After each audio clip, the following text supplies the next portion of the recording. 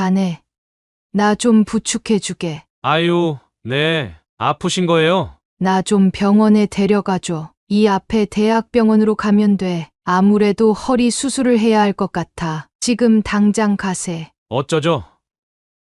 제가 사업상 중요한 약속이 있어서 지금 나가봐야 하는데요. 정 급하시면 119를 부를까요? 자네, 장모가 아프다는데 그게 할 말인가? 어디서 막말이야? 어떻게 그렇게 인정머리가 없을 수가 있나? 인정이요? 말 나온 김에 막말 좀 해볼까요? 집 한 돈 좀 보태줬다고 언제까지 유세 부리실 건데요? 이제 재산도 없으면서 무슨 갑질이야? 사연을 듣고 난 후 각자의 의견을 댓글로 남겨주시기 바랍니다. 사소한 댓글이라도 사연자분에게 큰 힘이 될 수 있습니다. 각색될 수 있고 사연자분의 입장에서 구성될 수 있습니다. 한난숙 여사는 바닷가 근처의 작은 어촌 마을에서 자랐습니다. 그 마을은 해안선을 따라 펼쳐진 푸른 바다와 소박한 집들이 어우러진 곳으로 한난숙 여사의 어린 시절은 자연과 사람들 속에서 따뜻하게 물들어갔습니다. 비록 집안 형편은 넉넉하지 않았지만 그녀의 마음은 언제나 행복했습니다. 마을 사람들은 모두 가깝게 지냈고 어촌 특유의 공동체 정신 속에서 서로를 도우며 살아갔습니다. 아침이면 어부들이 이른 시간부터 바다로 나가 고기를 잡았고 해질 무렵이면 한난숙 여사는 그들이 돌아오는 항구로 나가 반짝이는 물고기를 구경하곤 했습니다. 어릴 적 그녀는 자주 친구들과 바닷가에서 뛰어놀았습니다. 모래사장에서 성을 쌓고 파도가 밀려오면 발을 담그며 깔깔대던 기억은 그녀에게 가장 소중한 추억이었습니다. 햇살이 반짝이는 바다와 하늘을 바라보며 꿈을 꾸던 한난숙 여사는 비록 가진 것은 적었지만 마음만큼은 세상 부럽지 않았습니다. 한난숙 여사의 집은 작고 허름했지만 그곳에서 가족과 함께 웃고 울며 보낸 시간들은 그녀의 가슴에 깊이 남았습니다. 저녁이면 어머니가 직접 지은 밥 냄새가 집안을 채웠고 가족들은 작은 상을 둘러앉아 함께 저녁을 먹으며 소박한 이야기를 나누었습니다. 아버지는 고된 하루를 마치고 돌아와도 항상 자식들을 따뜻하게 품어주었고 어머니는 가정의 평화를 지키며 아이들을 돌보았습니다.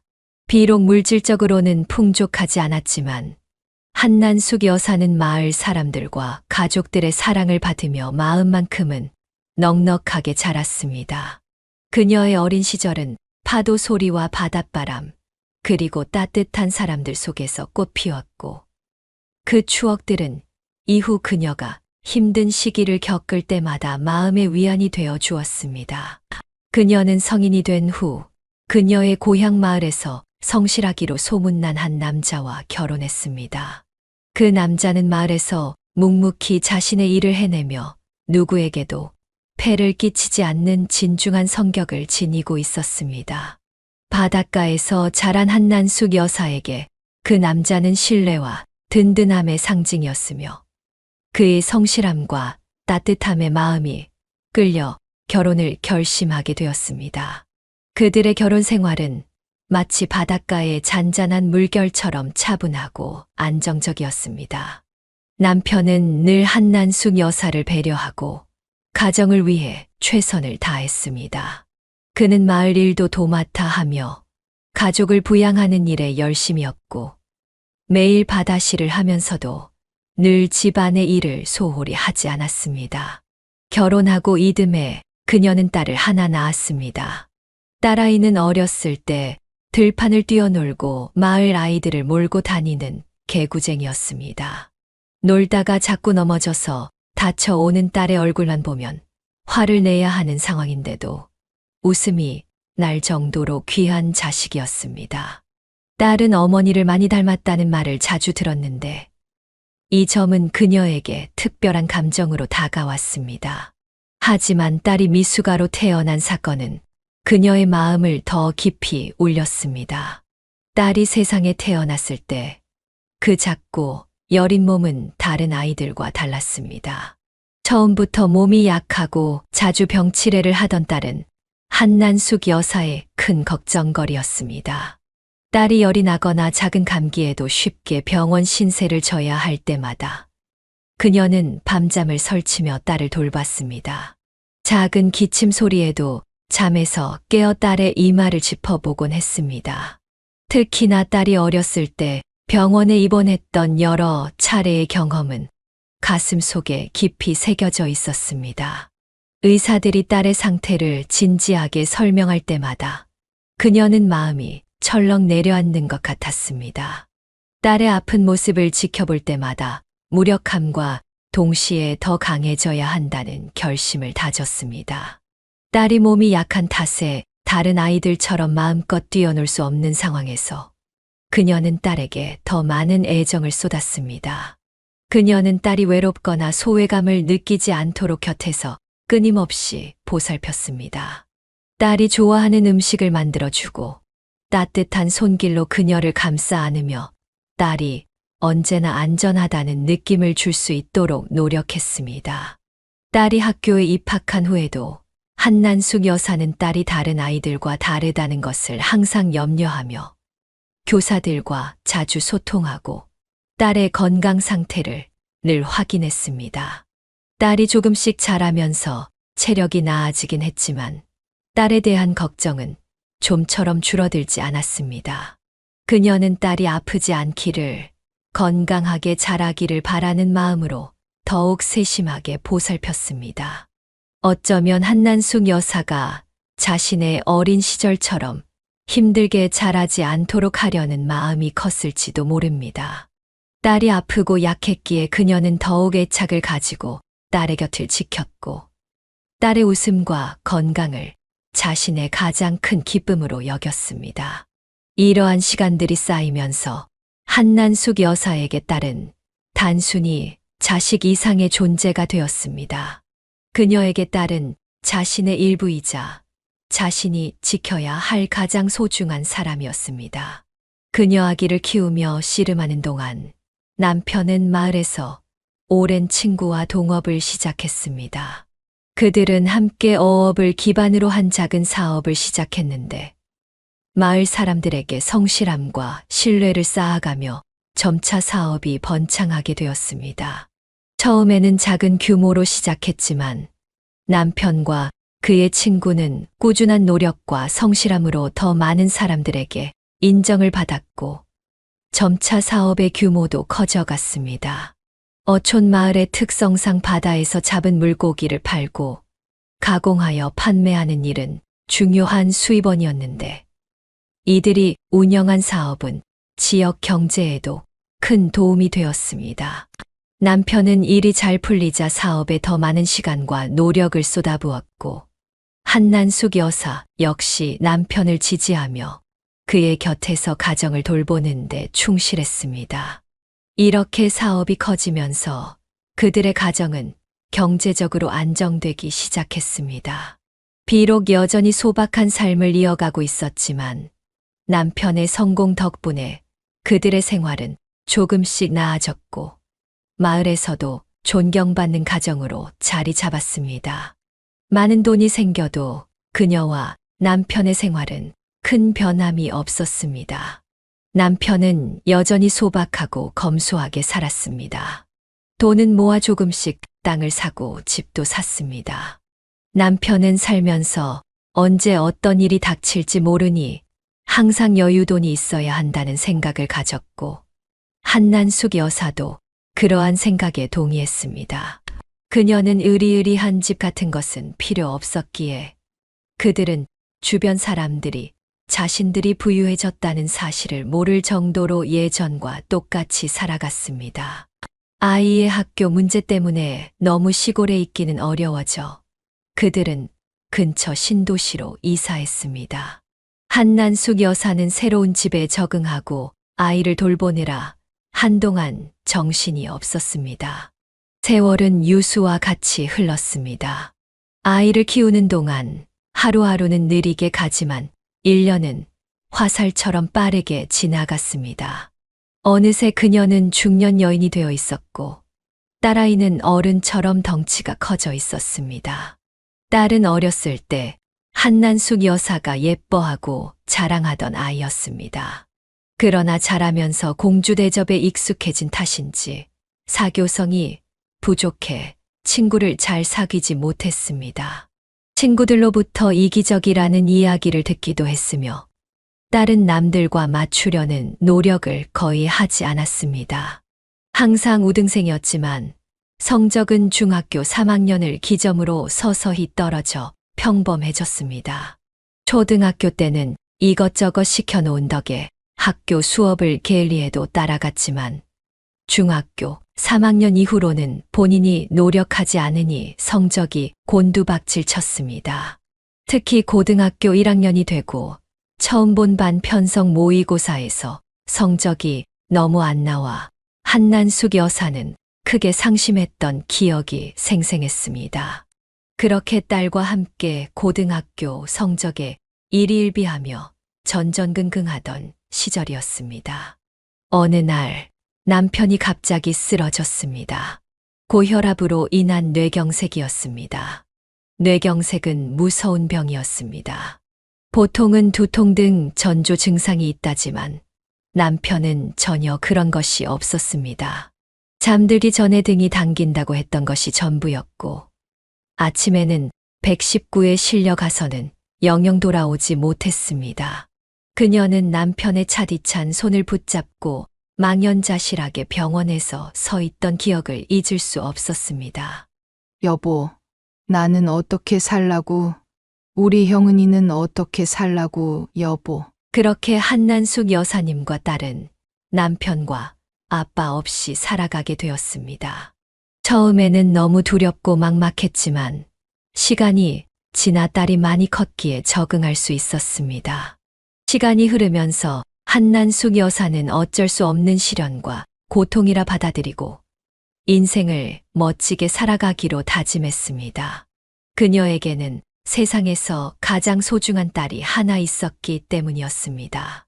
딸은 20살이 되어 본인이 원하던 외국어 전공을 택해 외국어 대학교에 진학하게 되었습니다. 통번역학과에 가고 싶다는 딸에게 그녀는 아낌없는 지원을 약속했습니다. 딸은 공부를 하면서 자기 돈으로 용돈을 벌어보고 싶다고 하더니 외국어를 가르치는 일을 시작했습니다. 저렴한 금액으로 외국어를 가르치면서 약간의 봉사 개념도 가지고 베풀고 싶다고 했습니다. 한난숙 여사님은 자라면서 공주처럼 깍쟁이로만 보였던 딸이 어쩐 일로 그런 기특한 생각을 했나 싶어 칭찬을 많이 해주었습니다. 그러던 어느 날이었습니다. 딸이 같이 식사하면서 소개하고 싶은 사람이 있다면서 식당을 예약했다고 말했습니다. 가게 문이 열리고 젊은 남자 한 명이 들어왔습니다. 깔끔한 흰색 와이셔츠와 검정 바지로 단정하게 차려입고 있었으며 상당한 미남이었습니다. 여자라면 누구나 혹할 만한 얼굴이었지만 다만 치켜 올라간 눈매 때문에 조금 날카로운 인상을 주었습니다. 그녀는 그 눈매가 썩 마음에 들지 않았습니다. 뭔가 매몰찬 느낌이 있었기 때문이었습니다.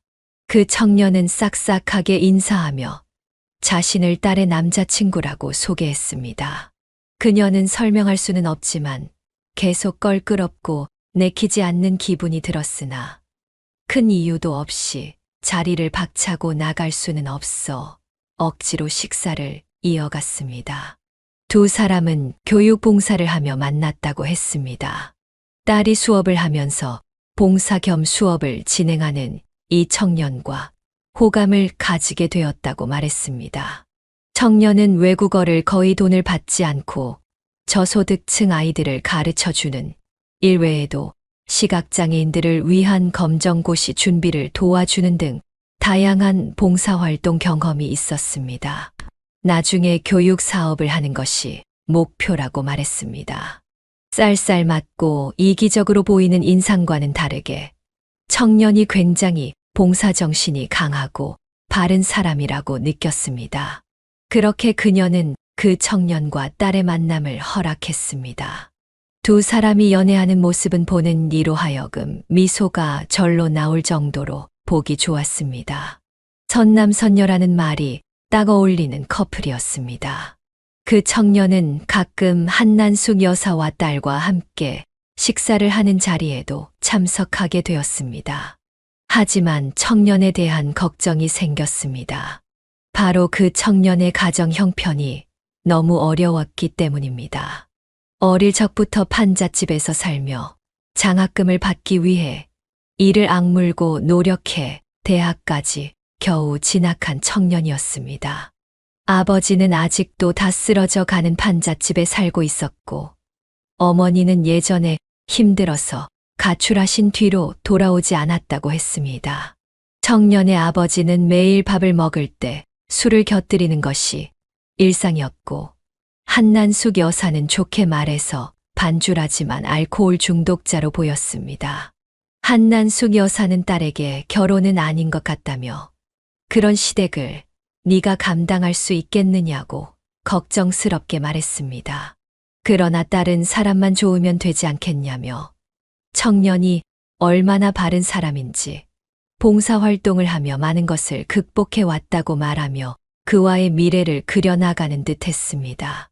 신중하게 생각하고 자신의 인생이니 잘 결정하라는 말밖에 해줄 수 없었습니다.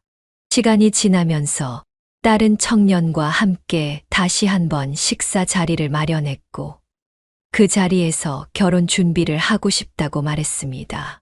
한난숙 여사는 많이 놀랐지만 표정을 드러내지 않으려 애쓰며 구체적인 사정과 상황에 대해 이것저것 물어보았습니다. 사실 한난숙 여사는 남편이 죽으면서 남겨준 재산이 많이 있었습니다. 남편도 한난숙 여사도 돈 자랑을 하거나 넓은 집을 사고 좋은 차를 선호하지 않아서 재산 대부분이 땅과 건물, 그리고 집으로 묶여 있었습니다. 그래서 딸조차도 한난숙 여사의 재산 규모를 정확히 알지 못했습니다. 한난숙 여사의 생각은 분명했습니다. 돈은 있는 티를 내면 안 좋은 일만 생긴다고 믿었습니다. 그래서 딸에게도 32평 아파트 하나만 자신 소유라고 말했을 뿐이었습니다. 딸은 한난숙 여사가 남편이 죽은 후 직장을 다니지도 않고 그저 작은 구멍가게를 운영하고 있었기에 집 말고는 다른 재산이 없다고 믿고 있었습니다. 한난숙 여사는 딸과 청년이 결혼을 한다니 이제 재산을 공개하고 한 몫을 떼어줄지 아니면 그들의 사는 모습을 보며 결정할지 고민이 되었습니다. 그녀가 너무 고민하자 친구가 잘 본다는 용한 점쟁이가 있다며 그녀를 데리고 점집에 갔습니다. 무당 옷을 입은 점쟁이는 쌀알을 뿌리며 그녀를 보더니 말했습니다. 지금 말하고 싶은 게 있지. 그거 말하지 마. 안 좋아. 그냥 혼자만 알고 있어. 입을 무겁게 하는 게 좋아. 한난숙 여사는 모든 걸 알고 있는 것 같은 점쟁이의 말에 화들짝 놀랐습니다. 그녀는 딸이 그 청년과 결혼해도 괜찮겠냐고 물었고 점쟁이는 고개를 저으며 말렸습니다. 말려도 안 돼. 그저 지켜봐. 그리고 딸에게는 더 좋은 남자가 있으니 걱정할 거 없다고 했습니다. 한난숙 여사는 점을 다 믿는 것은 아니었지만 신통하다는 생각이 들어 그 말대로 아무 말도 하지 않고 그저 딸에게 몇 천만 원 정도의 돈을 보태줄 수 있다고만 말했습니다. 딸은 훈수비를 대줘서 고맙다며 엄마가 이 집 말고도 현금이 그렇게 많아? 하고 고마워했습니다. 사위의 집안은 너무 가난해서 자신이 모은 돈 1,000만 원 외에는 아무것도 준비할 수 없다고 했습니다. 결국 한난숙 여사는 원래 생각했던 금액보다 훨씬 많은 1억을 주며 이걸로 전세라도 얻으렴. 하고 말할 수밖에 없었습니다. 아무리 그래도 딸에게 월세부터 시작하라고 할 수는 없었기 때문입니다. 한난숙 여사는 너무 없이 결혼하는 딸 때문에 마음이 많이 상했지만 딸과 사위는 소박한 결혼식을 올리고 열심히 사는 듯 보였습니다. 딸은 번역 일을 하며 프리랜서로 일했고 사위는 교육 컨설팅 회사에 취직했습니다. 심리 검사를 통해 학생의 진로를 정하는데 도움을 주는 사업이라고 했습니다. 사위가 딸을 마치 공주처럼 위하는 모습을 보며 한난숙 여사의 마음은 조금씩 풀렸습니다. 1년여의 신혼생활을 지켜본 결과 사위는 언제나 딸을 배려하는 세심한 남편이었습니다. 운전할 때는 딸의 차 문을 열어주고 식당에서는 수저를 먼저 놓아주며 항상 문을 잡아주는 등 딸을 마치 공주처럼 챙겼습니다. 그래서 한난숙 여사는 인상은 조금 매섭고 쌀쌀맞아 보였지만 사실은 진국인 사람이구나 생각했습니다. 사위가 사업을 하겠다고 하기 전까지만 말이죠. 사위는 교육 컨설팅 회사에서 좋은 대우를 받았고 직급이 점점 올라갔습니다. 사위가 말하길 요즘 부모들이 아이들의 심리 검사 결과를 통해 진로를 정하는 데 관심이 많다고 했습니다. 회사 내에서 인정을 받을수록 사위는 더 해보고 싶은 것들이 생겼고 회사가 자신을 인정해 주지 않는다고 불평했습니다. 나는 이런 작은 회사에서 썩을 사람이 아니야. 사위는 이렇게 말하며 딸에게 어디 대출할 곳이 있냐고 물었습니다. 그 딸은 우리가 무슨 돈이 있어. 생활하기도 빠듯한데 무슨 소리야. 라고 했지만 사위는 마치 무엇에 홀린 사람처럼 돈을 마련해 사업을 하고 싶다고 했습니다. 딸은 그에게 전세부터 해결하고 집부터 사야지. 왜 꼭 지금 사업을 해야 하냐며 말렸습니다. 그러나 말리는 순간 평소 딸을 공주처럼 아껴주던 사위가 돌변의 소리를 지르고 컵을 던지기도 했습니다. 딸은 그 이야기를 하며 사업 얘기만 나오면 너무 예민해져서 힘들어. 라고 했습니다. 한난숙 여사는 딸의 이야기를 들으며 재산이 있다는 말을 안 하기를 잘했다고 생각했습니다. 사위가 자신의 재산을 알았으면 분명히 눈독을 들였을 거라고 확신했습니다.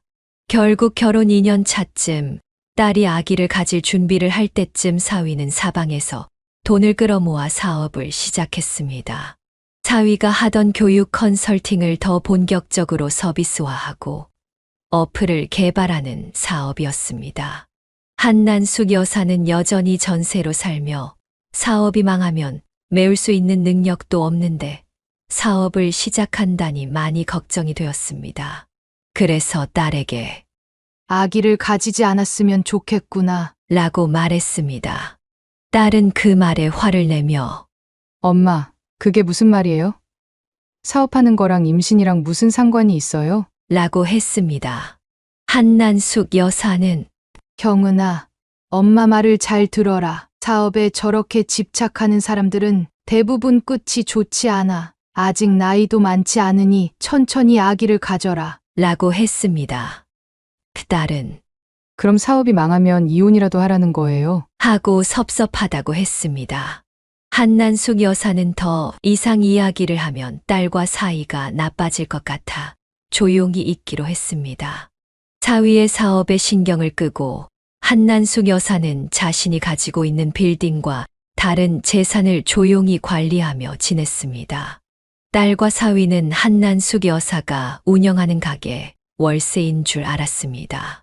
사실 한난숙 여사는 딸에게 재산을 조금씩 증여하려고 했으나 사위가 덜컥 사업을 시작하는 바람에 더 지켜보기로 했습니다. 사위는 사업 초기에는 성공을 자신하며 굉장히 으쓱해했습니다. 강남까지 소문이 났어요. 컨설팅 의뢰가 많이 들어오고 있어요. 그는 일이 바쁘다며 매일 늦게 들어왔습니다. 딸은 혼자 난임 시술을 받으며 임신을 하려고 노력 중이었고 한난숙 여사는 혼자 있는 딸이 안쓰러워 밖에 나가 배우러 다니거나 회사에 다녀보는 건 어떠냐고 권했습니다. 그녀는 딸이 자신의 인생을 좀먹고 있다고 생각했습니다.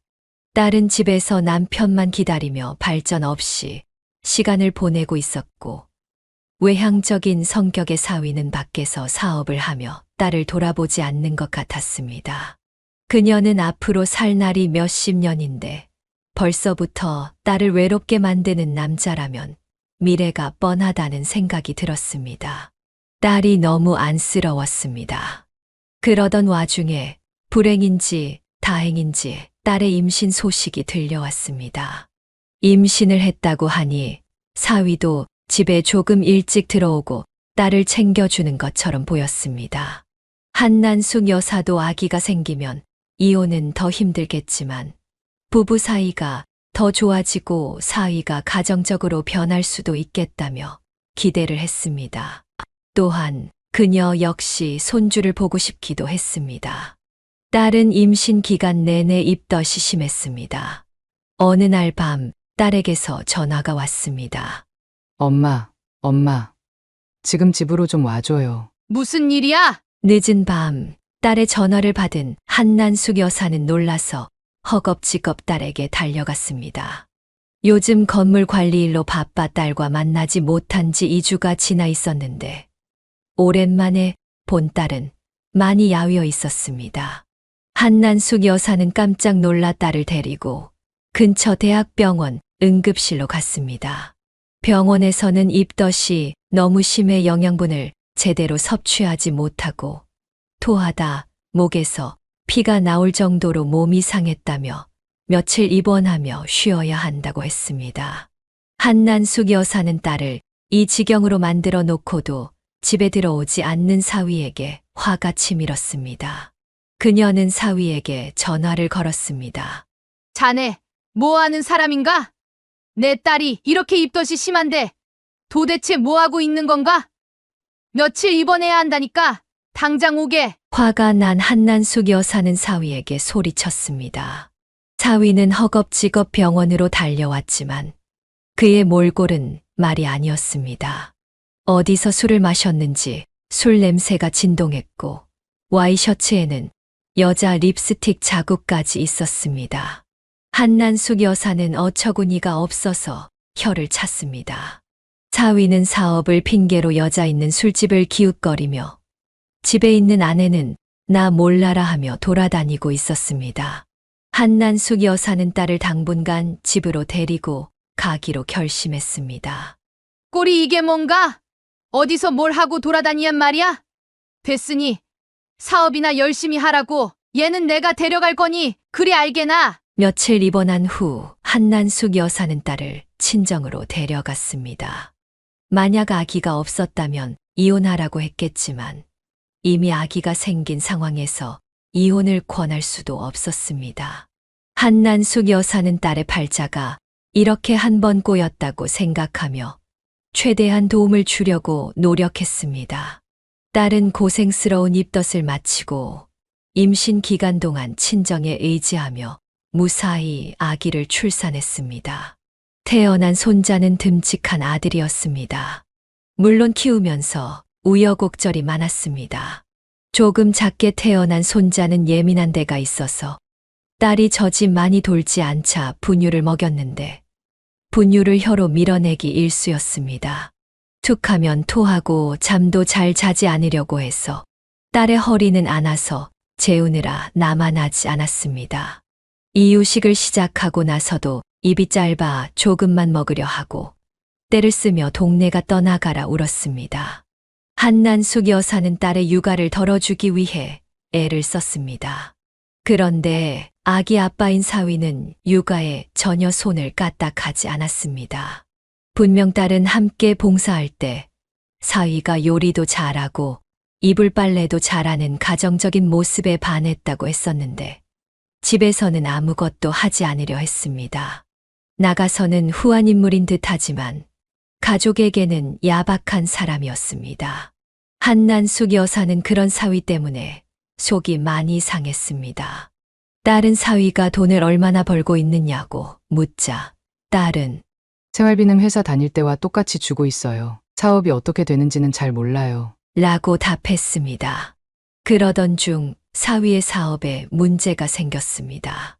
사위는 입시 컨설팅을 하며 논술이나 자소서, 생기부 관리를 해주고 돈을 받았는데 자소서를 비슷하게 써줘서 자소서 대필 사실이 발각된 것이었습니다. 그 사건 이후 사위의 컨설팅 회사는 어려워졌고 자소서가 몇 년 안에 폐지된다는 소식에 또 한 번 타격을 입었습니다. 사위는 지인들에게 돈을 빌려 다니며 이번 고비만 넘기면 잘 될 거예요. 라고 했지만 결국 회사는 점점 어려워졌습니다.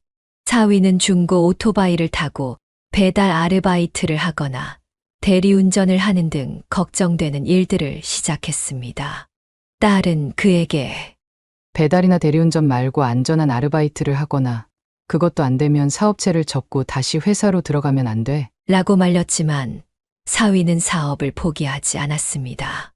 지금 고비만 넘기면 되는데 아무것도 모르면서 애나 보라고. 사위는 딸을 무시하며 말했습니다. 딸은 아기를 키우면서 조금이라도 생활비에 보탬이 되기 위해 번역 일을 했습니다.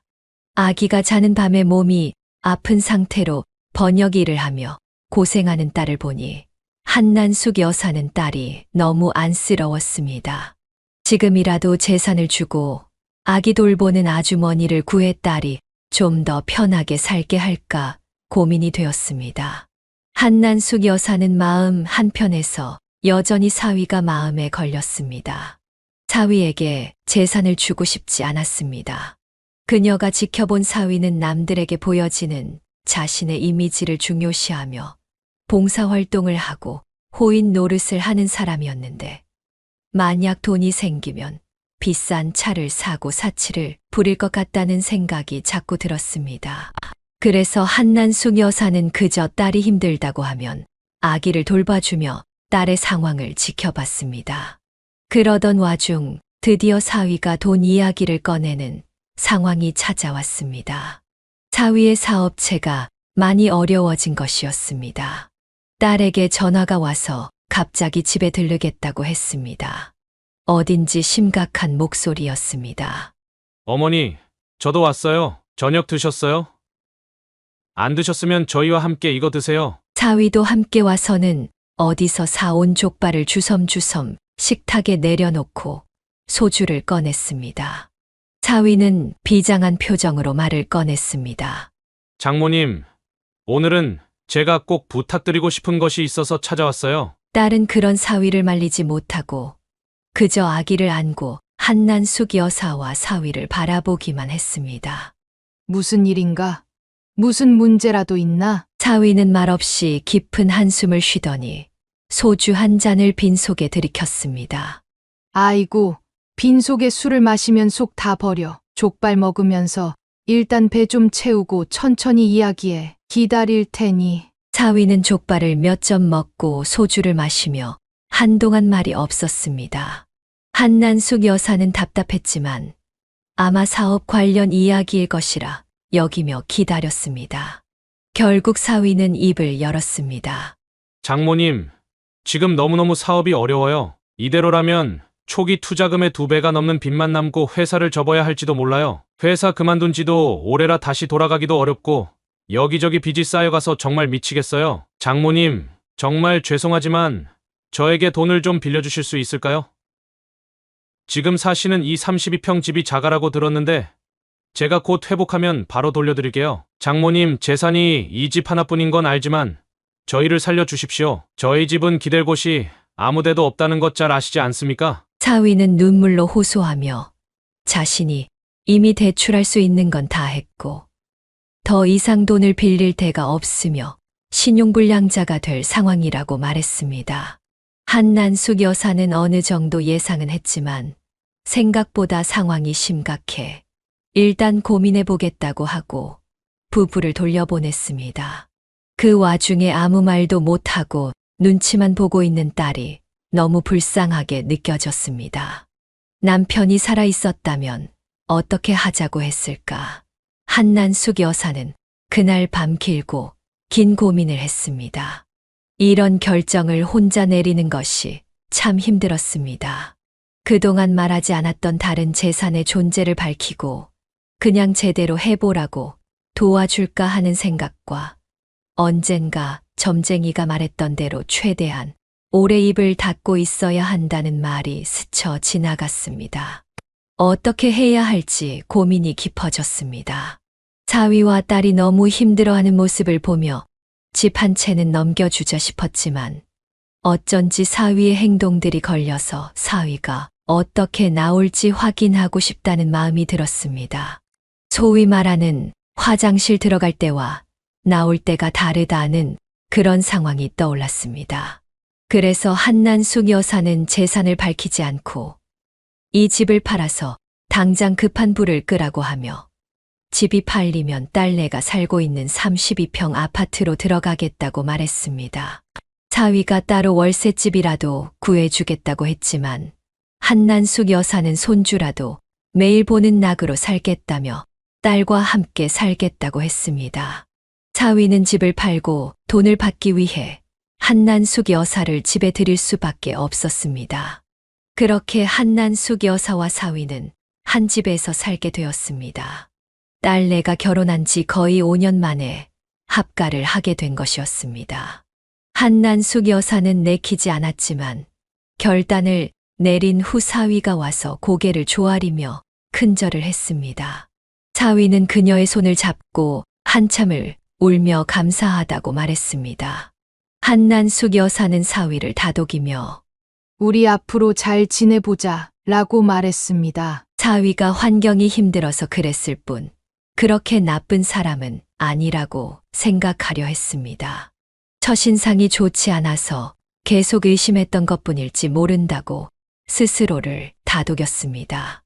만약 사위가 정말 이상한 사람이었다면 고생할 사람이 뻔하니 한난숙 여사는 사위를 좋게 보려고 노력했습니다.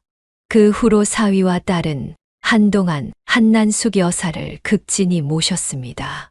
한난숙 여사는 딸과 사위가 자신에게 잘 대해주는 모습에 고마워하면서도 마음 한편으로는 여전히 사위에 대한 불신이 가시지 않았습니다.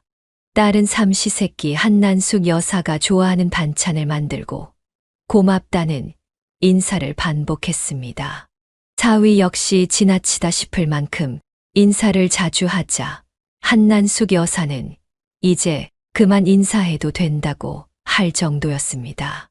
딸과 사위는 한난숙 여사에게 집에서 제일 큰 방인 안방을 내주었고 손주에게도 한난숙 여사가 집안의 제일 큰 어른이라고 가르쳤습니다. 다행히 사위의 사업은 큰 고비를 넘긴 뒤에야 겨우 자리를 잡아가는 듯 했습니다. 한난숙 여사는 딸내와 함께 사는 생활에 조금씩 적응해 갔습니다. 그러던 어느 날 한난숙 여사는 버스를 타고 가다가 교통사고를 당했습니다. 교차로에서 빨간불이 파란불로 바뀌었고 구급차가 갑자기 지나가는 바람에 버스가 급정거를 했습니다. 그 순간 뒷차가 버스가 멈춘 것을 보지 못하고 그대로 추돌해 버렸습니다. 한난숙 여사는 버스 뒤쪽에 앉아 있었는데 사고 당시에는 괜찮은 것처럼 느껴졌지만 이후 허리가 조금만 무리해도 아프기 시작했습니다. 오래 앉아 있으면 허리가 쑤시는 것을 느끼게 되었고 아무리 물리치료를 받아도 증상은 나아지지 않았습니다. 결국 병원에 가서 검사를 받았고 의사는 MRI 촬영을 권했습니다. 한난숙 여사는 그렇게까지 해야 하나 싶었지만 의사가 재차 권하는 바람에 수긍하고 촬영을 받았습니다. 촬영 후 의사는 척추에 디스크가 튀어나와 신경을 누르고 있어 다리 저림과 통증이 생길 수 있다고 말했습니다. 계속 치료를 해도 나아지지 않으면 허리 수술까지 고려해야 한다고 했습니다. 지금 바로 수술을 할 수도 있지만 그저 임시방편일 뿐이라 최대한 조심하며 지내는 것이 좋다고 당부했습니다. 특히 쪼그려 앉거나 걸레를 짜는 동작, 좌식 생활을 피하고 입식 생활을 해야 한다고 했습니다. 오래 앉아 있는 것 자체가 좋지 않으니 최대한 서 있거나 걷고 허리가 아플 때는 누워서 쉬어야 한다고 덧붙였습니다. 한난숙 여사는 좌식 화장대를 서양식으로 바꾸고 조금이라도 허리가 아프면 집에서 누워 쉬었습니다. 사위와 딸도 한난숙 여사에게 무리하지 말라며 거듭 당부했습니다. 그렇게 딸네 집에 들어간 지 1년이 지났습니다. 여전히 허리가 좋지 않았고 한난숙 여사는 최대한 조심하며 지내며 주로 집에서 누워 있었습니다. 그러던 어느 날 딸이 한난숙 여사에게 부탁했습니다. 엄마, 오늘 하루만 아기를 좀 봐줘요. 큰 회사에 면접 기회가 생겼는데 만약 취직이 되면 월급 받아서 아기 돌봐주는 사람을 쓸 수 있을 것 같아요. 한난숙 여사는 딸의 얼굴에 오랜만에 생기가 돌아와 허리가 아프지만 딸을 도와주기로 마음먹었습니다. 딸이 혼자 아기를 돌보느라 지쳐 보였기 때문에 한난숙 여사는 딸이 면접을 볼 수 있도록 손주를 봐주기로 했습니다. 사위는 여전히 딸이 아기를 다 돌봐야 한다는 생각이 강했기에 한난숙 여사는 딸을 응원해주고 싶었습니다. 그렇게 딸이 면접을 보러 간 날, 한난숙 여사는 손주와 함께 시간을 보냈습니다. 그런데 손주가 높은 소파에서 훌쩍 뛰어내려 요를 깔고 TV를 보고 있던 한난숙 여사 쪽으로 떨어졌습니다. 아이쿠, 손주는 아무 생각 없이 뛰어내렸지만 그 순간 한난숙 여사의 허리가 다시 다치고 말았습니다. 그때부터 한난숙 여사의 허리는 점점 더 나빠졌습니다. 아무리 침을 맞고 병원에서 주사를 맞아도 나아지지 않았고 조금만 움직여도 다리 전체가 저리고 찌릿찌릿한 통증이 계속되었습니다. 한난숙 여사는 최대한 서 있거나 누워 있으려고 했지만 상태는 전혀 좋아지지 않았습니다. 허리 통증으로 인해 일상생활조차 어려워졌고 화장실을 가는 것조차도 조심조심 한 발짝씩 옮겨야 했습니다. 용변을 보려고 할 때조차도 내 발로 걸어가는 신세가 되어 너무 슬펐습니다. 몸이 이렇게 망가지자 한난숙 여사는 직접 하던 건물 관리 일을 관리인에게 맡기고 가게도 권리금을 받고 넘겼습니다. 하루 종일 집에서 누워 지냈고 딸은 자신이 아기를 맡긴 탓에 엄마가 이렇게 다쳤다고 자책했습니다. 딸은 면접에 붙었지만 그럼에도 불구하고 회사를 가지 않았습니다. 그냥 사람을 써서 아기를 돌보면 되잖니. 너도 이제 나가서 일해야지. 한난숙 여사가 말했지만 딸은 아직 아기가 너무 어리고 엄마한테 아기를 계속 봐달라고 하기도 그렇고 모르는 사람에게 맡기는 것도 마음이 안 내켜요. 라고 하며 결국 집에 머물렀습니다. 그렇게 누워 지내던 어느 날 딸이 한난숙 여사가 좋아하는 단팥죽을 만들어 한 그릇 들고 왔습니다. 그리고 뜻밖의 이야기를 꺼냈습니다. 엄마, 사실 나 신랑 모르게 빚이 있어. 응. 네가 무슨 빚이 있어? 엄마, 나 빚이 3천만 원 정도 돼요. 나 이거 어떻게 갚지? 뭐 하다가 그게 생긴 거야? 남편이 생활비를 너무 적게 줘. 그 돈으로 아껴 쓰면 된다고 하는데 나는 그게 도저히 안 돼서 카드값이 모자라다 보니까 빌리고 또 빌리게 돼서 5년간 이렇게 빚이 쌓였어요. 엄마, 나도 가끔은 미용실에 가고 싶고 계절 바뀔 때 옷 한 벌쯤은 사고 싶었어요. 하루 종일 애만 보고 커피 한 잔 사러 나가기도 힘들고 내 신세가 너무 불쌍하게 느껴졌어요. 한난숙 여사는 딸의 이야기를 듣고 마음이 무겁고 슬펐습니다. 딸은 단팥죽을 먹으며 눈물을 줄줄 흘렸습니다.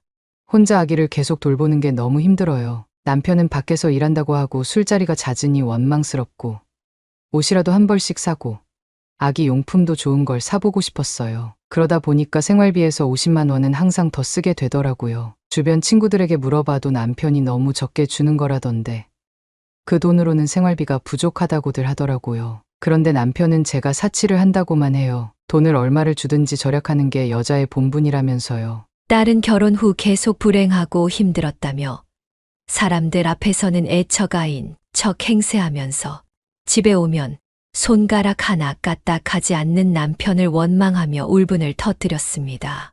한난숙 여사는 딸의 이야기에 너무 놀라 아무 말도 할 수 없었습니다. 조심스럽게 물었습니다. 도대체 남편이 얼마를 준 건데? 돈이 부족한 달은 100만 원, 조금 여유 있는 달은 120만 원을 줬어요. 그 이상은 절대 안 줬어요. 한난숙 여사는 기가 막혔습니다. 돈이라는 것이 상대적이긴 하지만 저 돈으로 아기 용품을 사고 새 식구의 식비와 보험료 등 모든 생활비를 충당하고 있었다는 것이 너무 충격적이었습니다.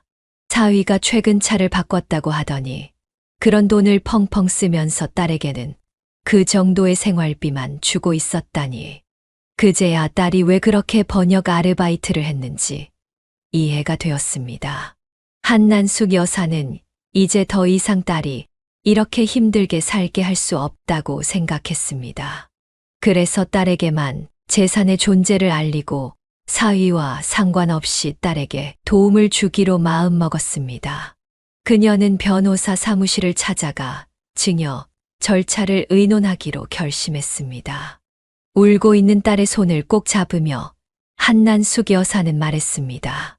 때로는 조금만 참는 것도 필요하단다. 특히 한국 사회에서는 여자가 결혼하면 참아야 할 일이 많아. 그런 것도 지혜야. 하지만 돈 걱정은 하지 마. 엄마가 어떻게든 해줄게. 한난숙 여사는 딸의 빚을 해결해 주겠다고 다짐하며 딸에게는 걱정하지 말고 기다리라고 말했습니다. 몇 천만 원의 빚 때문에 혼자 소갈이했던 딸을 생각하니 마음이 아팠습니다. 딸이 남편 눈치를 보며 돈이 부족해 빚을 냈다는 사실이 너무나 가슴 아팠습니다. 다행히 손주가 유치원에 다니기 시작하면서 딸은 조금씩 여유를 찾는 듯 했습니다. 그러던 어느 날 딸이 유치원에 손주를 데려다 주러 간 사이 사위가 집에 남아 있었습니다. 한난숙 여사는 소파에서 일어나려다 갑자기 극심한 통증을 느꼈습니다. 허리가 너무 아파 순간적으로 숨을 쉴 수 없을 정도였습니다. 아, 자네, 나 좀. 한난숙 여사는 비틀거리며 사위를 향해 손을 흔들었습니다. 사위는 식탁에서 물을 마시며 여유롭게 있었습니다.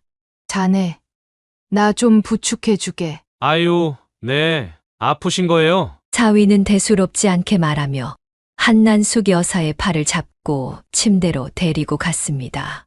하지만 침실로 가는 도중 한난숙 여사는 통증이 더 심해져 도저히 참을 수 없었습니다.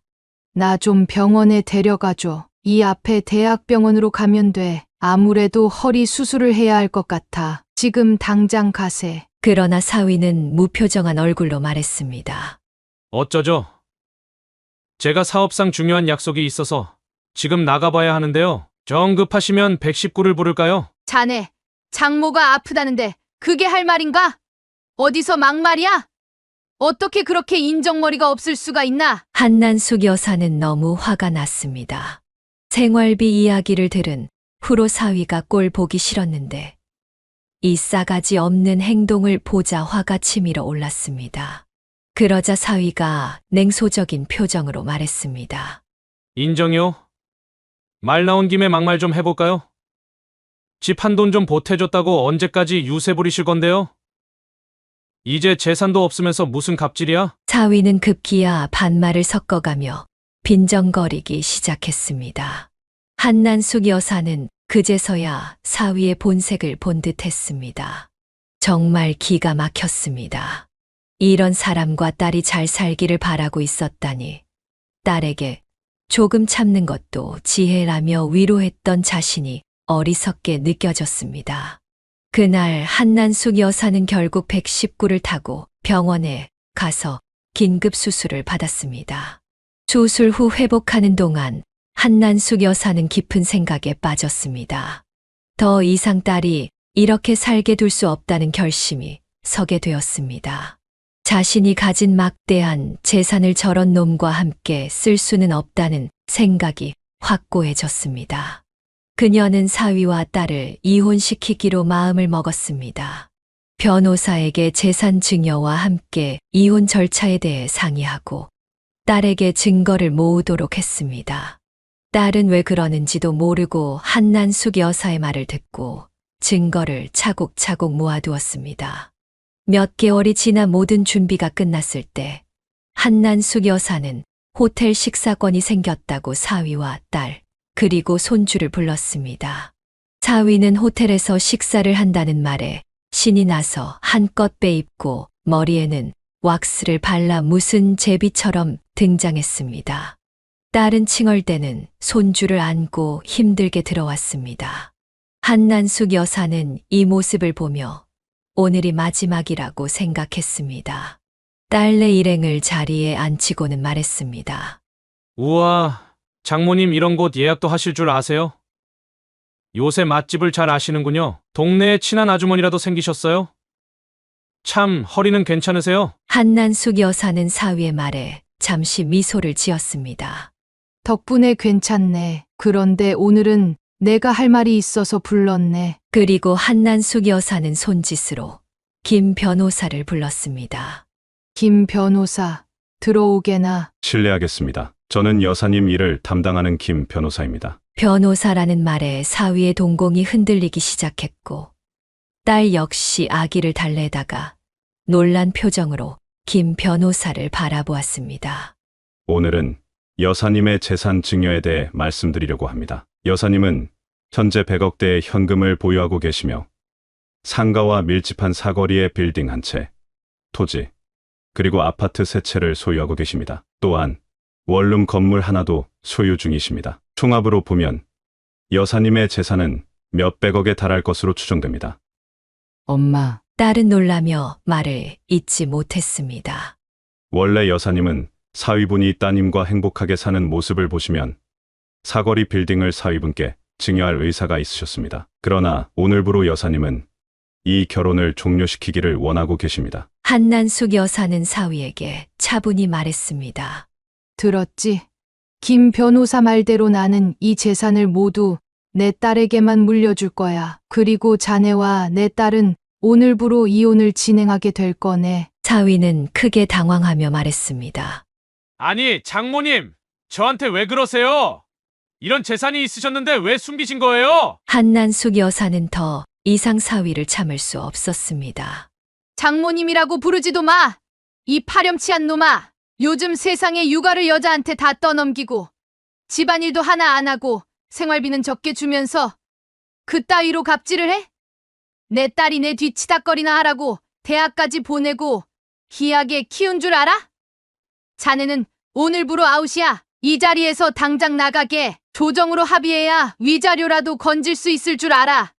나가! 한난숙 여사는 그 자리에서 사위를 쫓아냈습니다. 딸은 아무 말도 하지 못한 채 눈물만 흘리며 음식을 바라보고 있었습니다. 한난숙 여사는 딸에게 조용히 말했습니다. 형은아, 너를 그렇게 힘들게 하고 내 자신을 한없이 낮추기만 하는 건 사랑이 아니야. 너를 귀하게 여기고 사랑해줘야지. 저놈하고는 헤어져라. 이제 내가 재산 증여해 줄 테니 누리며 살아. 엄마가 아무리 봐도 저놈과 사는 것보단 이혼하는 게 100배, 1000배는 나아. 엄마 말 알겠니? 네. 엄마, 고마워요, 엄마. 딸은 울며 고개를 끄덕였습니다. 눈물이 흐르는 얼굴로 손주를 안고 한난숙 여사에게 미소를 지었습니다. 그 미소는 마침내 지옥 같은 결혼 생활에서 벗어난 홀가분함을 담고 있었습니다. 한난숙 여사는 처음에는 조정을 통해 이혼을 원했지만 사위가 계속 말을 바꾸는 탓에 결국 소송으로 진행하게 되었습니다. 모든 것이 딸에게 유리하게 돌아갔습니다. 이혼 소송은 생각보다 큰 문제가 되지 않았습니다. 딸 역시 사위와 살면서 겪었던 마음고생이 너무 컸던 탓인지 소송 과정에서 잘 버티는 모습을 보여주었습니다. 결국 한난숙 여사는 딸을 다시 웃게 만들어 주었습니다. 돌이켜보면 한난숙 여사는 딸의 의견을 존중한다며 결혼을 반대하지 않았던 것이 마음에 걸렸습니다. 좀 더 강하게 반대했더라면 어땠을까 하는 자책이 들었습니다. 그러나 딸은 자신이 선택한 결과이고 예쁜 아기를 얻었으니 괜찮다고 말하며 오히려 한난숙 여사를 위로했습니다. 지금 한난숙 여사는 딸과 함께 새로운 가게를 오픈할 준비를 하고 있었습니다. 딸이 좋아하는 향초 만들기 공방 겸 카페를 열기로 했습니다. 딸은 아이를 유치원에 보내고 한난숙 여사와 함께 향초를 만들며 가게 인테리어를 꾸미며 매일 웃고 있었습니다. 사위와 함께 살 때의 어둡던 표정은 이제 완전히 사라졌습니다. 한난숙 여사는 문득 생각했습니다. 인생에서 다른 사람들이 자신을 어떻게 보는지에 대한 체면도 중요하지만 결국 자신의 행복이 가장 중요하다는 것을. 그녀는 지금 딸과 손주와 함께 즐겁게 생을 보내고 있었습니다. 물론 나이가 들어 자신이 죽으면 딸과 손주가 어떻게 살아갈지 걱정되긴 했지만 이제는 알 수 없는 미래에 대한 걱정은 많이 하지 않기로 했습니다. 여기까지가 한난숙 여사님의 사연입니다. 장모님을 이용해 먹은 사위에게 복수를 제대로 했습니다. 사연을 듣고 댓글을 남겨주시기 바랍니다. 사소한 의견일지라도 사연자분에게는 큰 힘이 됩니다. 노골적인 악성 댓글은 사연자분에게 상처가 될 수 있으니 삼가주시기 바랍니다.